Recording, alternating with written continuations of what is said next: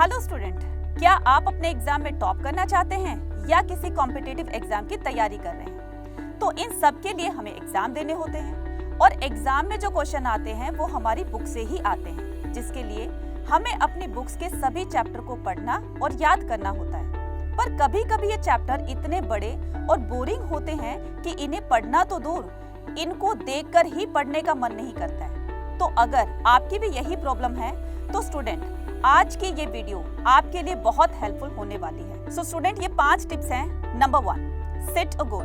पढ़ाई शुरू करने से पहले आपको एक गोल सेट करना होगा। मोस्टली स्टूडेंट क्या करते हैं कि पढ़ाई करने तो बैठ जाते हैं लेकिन अपना गोल सेट नहीं करते, जिससे वो ज्यादा देर तक पढ़ाई नहीं कर पाते हैं। Famous writer R Chandan Deshmukh ने अपनी book 6 secret smart that smart student don't tell you में बताया है कि set a goal when you study.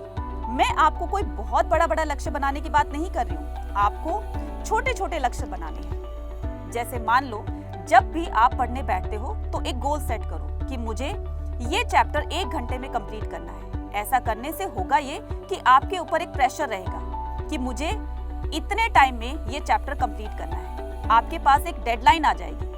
अब सवाल ये उठता है कि ये डेडलाइन क्या होती है, तो मैं आपको इसका एक एग्जाम्पल देकर आपको समझाने की कोशिश करती हूँ। कंडीशन नंबर 1, मान लो आप किसी स्कूल में पढ़ते हो और आपकी टीचर ने आपको रूम क्लीन करने के लिए कहा है और इसके लिए आपको 1 महीने का टाइम दिया गया है। तो मुझे आप ये बताओ कि क्या आप उसको एक ही दिन में रूम क्लियर कर लेंगे?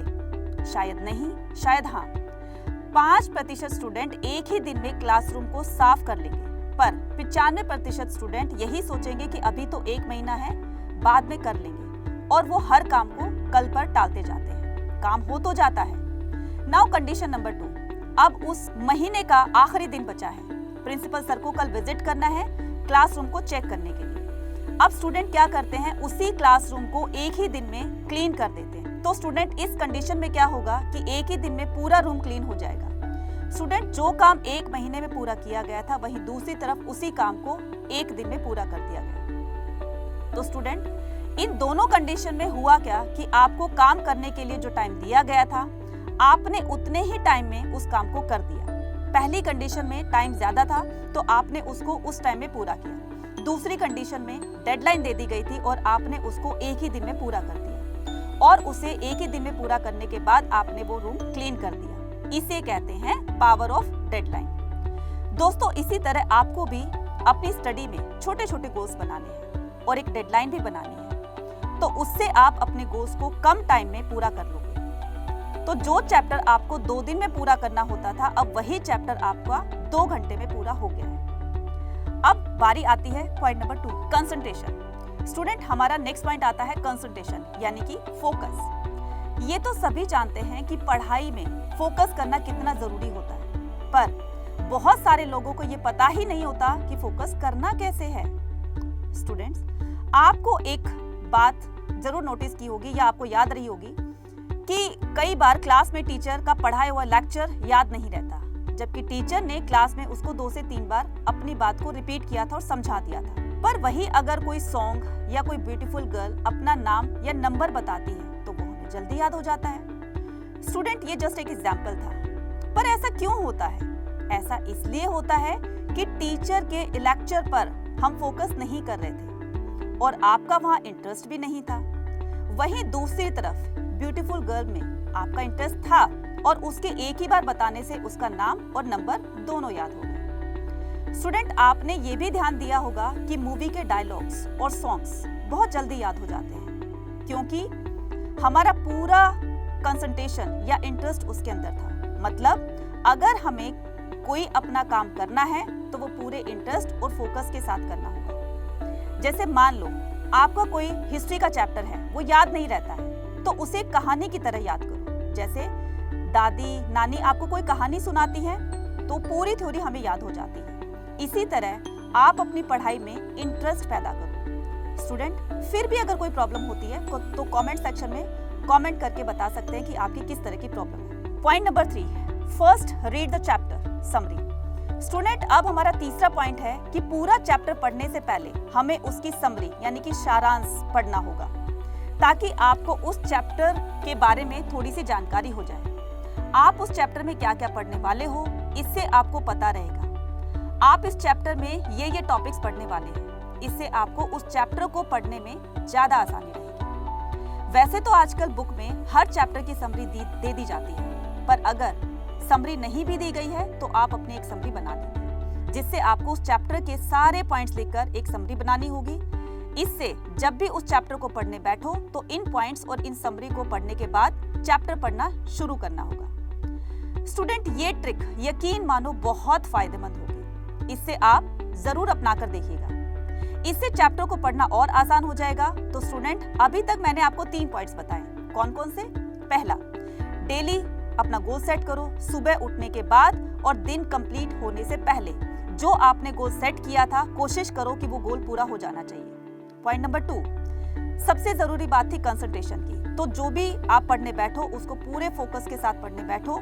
इससे क्या होगा कि आपकी जो 4 घंटे की स्टडी आपने फोकसली की है, कंसंट्रेट के साथ की है, तो वही 12 घंटे की स्टडी के बराबर होगी। पॉइंट नंबर 3, चैप्टर पढ़ने से पहले समरी को रीड करो। लेकिन इन सब चीजों से ज्यादा जरूरी है सेल्फ इवैल्यूएशन, यानी कि स्वयं का मूल्यांकन। आप कितने पानी में हो, आपकी तैयारी कैसे चल रही है, कहां तक पहुंची, ये पता करना भी जरूरी है। और पता करने का सबसे बढ़िया तरीका है सैंपल पेपर्स।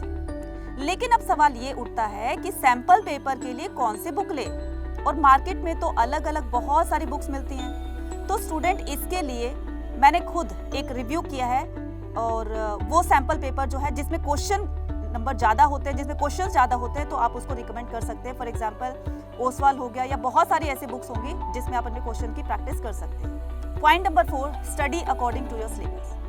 स्टूडेंट, आप हमेशा अपने सिलेबस के अकॉर्डिंग ही पढ़ो। इस वीडियो में बताया गया सबसे इंपॉर्टेंट टॉपिक है। स्टूडेंट, अगर आपको कोई चैप्टर 1 घंटे में कंप्लीट करना है तो उसको उतना ही पढ़ो जितना आपके सिलेबस में दिया गया है। जैसे मान लीजिए आपका कोई चैप्टर नंबर 4 है, उसमें से आपके शॉर्ट क्वेश्चंस आते हैं, मतलब कि 1 या 2 नंबर के, और आप उसके बड़े बड़े क्वेश्चंस याद करना शुरू कर देते हैं, तो इससे आपका टाइम वेस्ट होगा, क्योंकि वो क्वेश्चन तो एग्जाम में आ ही नहीं रहे हैं और ना ही इस चैप्टर से पूछे जा रहे हैं।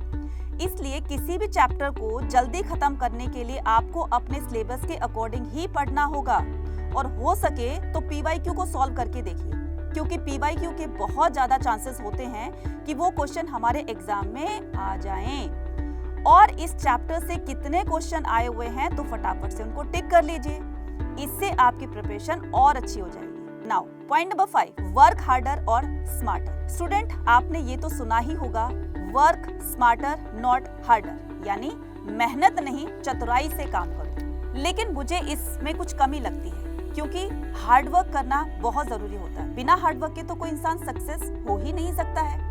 इसलिए आपको लाइफ में हमेशा हार्डवर्क करना तो होगा ही। हाँ, इसके साथ आप स्मार्ट वर्क भी करना शुरू कर दें। अब हार्डवर्क और स्मार्ट वर्क में डिफरेंस क्या है, एक एग्जाम्पल के थ्रू मैं आपको बताती हूँ। फ्रेंड्स, ग्रीक देश के पहलवानों को एक टास्क दिया गया कि उनको एक भारी बफेलो को उठाना है। इसके लिए उनको 1 साल का टाइम दिया गया। अब सभी पहलवान भारी बफेलो को उठाने की प्रैक्टिस करते रहे, लेकिन कोई उसको उठा नहीं पा रहा था। उनमें से एक पहलवान था जिसका नाम था मेलोन। वो एक बफेलो का बच्चा ले आया, रोज उसे उठाता और खुश होता कि उसने एक बफेलो के बच्चे को उठा लिया है। दूसरे पहलवान उसका मजाक उड़ाते थे कि उसको बफेलो का बच्चा नहीं बल्कि बफेलो को उठाना है, लेकिन मेलोन उनको इग्नोर करता था। ऐसा करते करते बफेलो का बच्चा बड़ा होता गया, और मेलोन जो रोज उसे उठाता था वो भी उसे उठा पा रहा था, क्योंकि बच्चे के बड़े होने के साथ साथ मेलोन की उसको उठाने की स्ट्रेंथ भी बढ़ती जा रही थी। तो 1 साल बाद वो बड़ी बफेलो को भी उठाने में सक्सेस हो गया और कंपटीशन को जीत गया, जबकि बाकी पहलवान हार्डवर्क करने के बाद भी फेल हो गए। मेलोन ने हार्डवर्क के साथ स्मार्ट वर्क भी किया, उसको सक्सेस मिल गई। इसलिए स्टूडेंट, आप भी कम हार्डवर्क और ज्यादा स्मार्ट वर्क करके दूसरे स्टूडेंट से आगे निकल सकते हैं। इसके लिए आपको डेली थोड़ा थोड़ा सिलेबस कंप्लीट करना होगा, रिवीजन करते रहना होगा, नोट्स तैयार करते होंगे, ताकि जरूरत पड़ने पर आप इन सभी चीजों का यूज कर सकें। तो स्टूडेंट, ये कुछ टिप्स थे जिससे आप किसी भी चैप्टर को जल्दी से खत्म कर सकते हैं और अपनी पढ़ाई को आसान बना सकते हैं। तो चलिए एक बार फिर से मैं आपको ये 5 टॉपिक दोहरा देती हूँ। 1, set a goal. 2, Concentration 3. Read chapter summary 4. Study according to your syllabus 5. Work hard and smarter also. Student याद रखना, कोई काम मुश्किल नहीं होता, बस उसको करने का सही तरीका होना चाहिए। निरंतर प्रयास से आप अपनी स्टडी को या किसी भी काम को आसान बना सकते हैं। स्टूडेंट, अंत में यही कहना चाहूंगी कि सोचने से कहाँ मिलते हैं तमन्नाओं के शहर, चलने के लिए जिद भी जरूरी है मंजिल को पाने के लिए।